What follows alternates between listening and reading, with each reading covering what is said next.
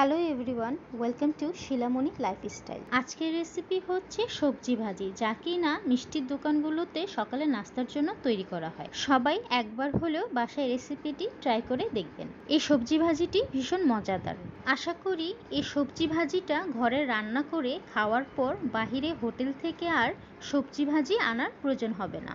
এই রেসিপিটির জন্য যা লাগবে তা হলো আলু, পটল, কহি বা চিচিঙ্গা, বেগুন, গাজর, মিষ্টি কুমড়া। এই সবজিগুলো নিয়েছি। আপনারা আপনাদের পছন্দ মতো সবজি দিয়ে এই ভাজিটি তৈরি করতে পারেন। শুধু করলা এই ভাজিটিতে ব্যবহার করা যাবে না। স্বাদ অনুযায়ী লবণ, হলুদের গুঁড়া, লাল মরিচের গুঁড়া, ধনিয়া গুঁড়া, জিরা গুঁড়া, সামান্য পরিমাণ চিনি, সাদা বা ছোট এলাচি, দারুচিনি, লবঙ্গ, গোলমরিচ, তেজপাতা, আর লাগবে কালো এলাচ বা বড় এলাচ বা শাহি এলাচি। এটা হচ্ছে কালো এলাচ বা বড় এলাচি। ভিডিও স্ক্রিনে আপনাদের দেখিয়ে দিলাম। যেহেতু আমার এখানে সবজি ভাজির পরিমাণ কম, তাই আমি এখানে আস্ত এলাচি ব্যবহার না করে কালো এলাচের অল্প কিছু দানা ব্যবহার করব।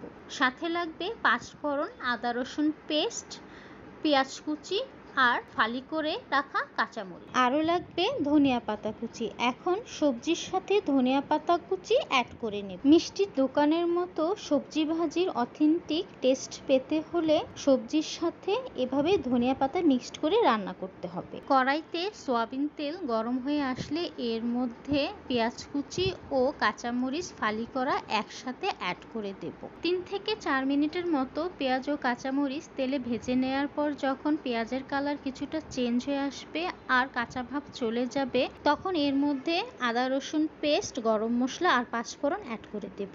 মনে রাখতে হবে এখানে পেঁয়াজগুলো কিন্তু বেশি ভাজা যাবে না।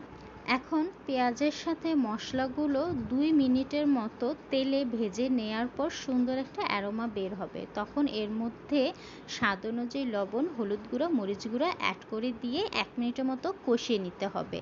দেন এর মধ্যে অল্প পরিমাণ পানি অ্যাড করে দেব মশলা আরও ভালোভাবে কষিয়ে নেওয়ার জন্য, যেন রান্নাটিতে মশলার কোনো কাঁচা গন্ধ না থাকে।